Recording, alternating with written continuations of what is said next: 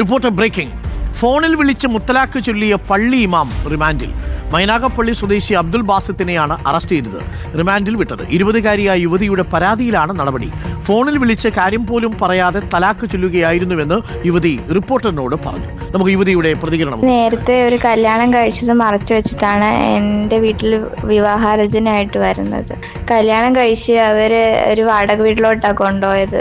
അത് പിന്നീടാണ് ഞാൻ അറിഞ്ഞത്. അത് അവരുടെ സ്വന്തം വീട്ടില് നേരത്തെ ഭാര്യയാണ് താമസിക്കുന്നത്. അത് പുള്ളിയോട് ചോദിച്ചപ്പോൾ പുള്ളി എന്നോട് മാനസികമായിട്ട് ശാരീരികമായിട്ടും എന്നെ ഉപദ്രവിക്കാൻ തുടങ്ങി. പിന്നീട് വേറെ വിവാഹം കഴിക്കുമെന്ന് ഭീഷണിപ്പെടുത്താനും തുടങ്ങി. അങ്ങനെ കഴിഞ്ഞ ആഴ്ച എന്നെ പിണങ്ങിയതിൻ്റെ പേരിൽ എൻ്റെ വീട്ടിൽ കൊണ്ടാക്കുകയും 19-ാം തീയതി പെട്ടെന്നാണ് വിളിച്ച് തലാക്ക് പറഞ്ഞത്. പെട്ടെന്ന് കേട്ടപ്പോൾ ഷോക്കായിപ്പോയി. എന്നെ തലാക്ക് പറഞ്ഞതിന് മുമ്പേ ഒരുപാട് ചീത്ത പറയുകയൊക്കെ ചെയ്ത്. ഇങ്ങനെ 3 വട്ടം തലാക്ക് പറഞ്ഞിട്ട് പറഞ്ഞു ഇനി നമ്മൾ തമ്മിൽ ബന്ധവും ഇല്ലാന്ന്. എന്താ കാരണമെന്ന് പോലും പറയാതെ ഇങ്ങനെ പെട്ടെന്നാ പറഞ്ഞത്.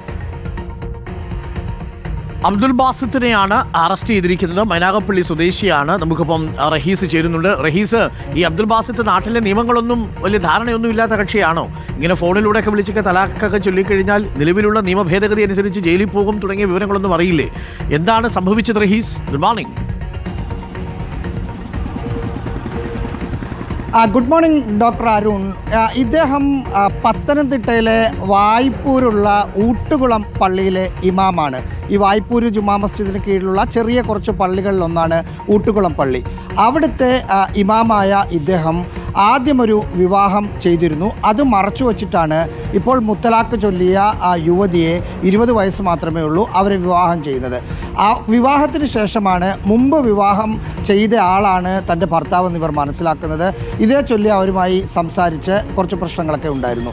ഈ അടുത്ത് ഒരാഴ്ച മുമ്പാണ് ഈ യുവതിയെ വീട്ടിലേക്ക് കൊണ്ടുവിടുന്നത്. ചെറിയ ഭാര്യ ഭർത്താവ് തമ്മിലുള്ള എന്തോ കശപശയുടെ പേരിലാണ് വീട്ടിലേക്ക് കൊണ്ടുവിടുന്നത്.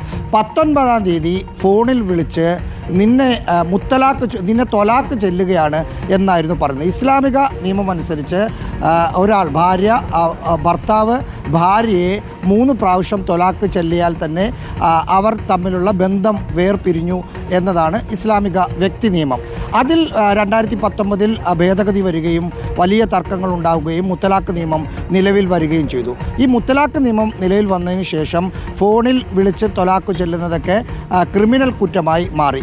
ഇതിൻ്റെ അടിസ്ഥാനത്തിൽ ഈ പെൺകുട്ടി ഒരു നിയാസ് എന്ന് പറയുന്ന ഒരു യുവ അഭിഭാഷകനെ കാണുകയും അദ്ദേഹം ചവറ പോലീസ് സ്റ്റേഷനിൽ ഈ പെൺകുട്ടിയോട് പരാതി കൊടുക്കാൻ പറയുകയാണ് ചെയ്തത്.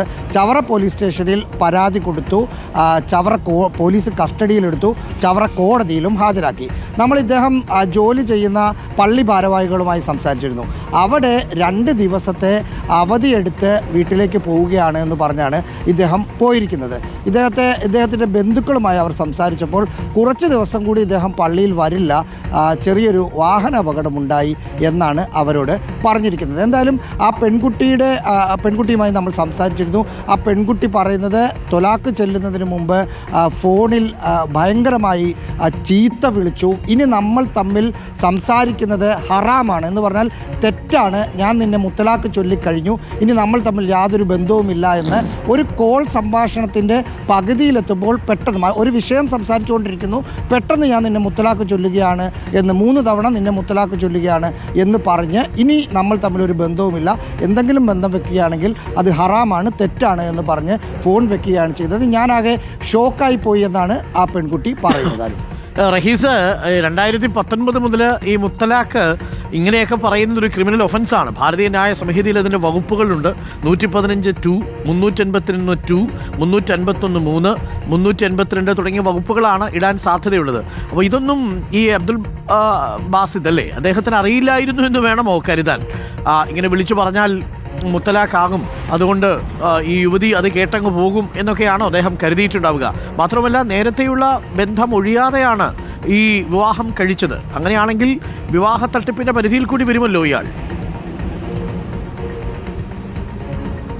സ്വാഭാവികമായി അത് വരും. അരുൺ, എനിക്ക് തോന്നുന്നു ഈ മുത്തലാഖ് നിയമത്തെക്കുറിച്ച് അറിയാത്ത ആളൊന്നും ആകാനുള്ള സാധ്യതയില്ല. കാരണം ഈ മുത്തലാഖ് നിയമം വരുന്ന സമയത്ത് നമുക്കെല്ലാം ഓർക്കുന്നുണ്ടാകും, വലിയ ചർച്ചകൾ, പ്രക്ഷോഭങ്ങളൊക്കെ നിരന്തരം ഉണ്ടായതാണ്.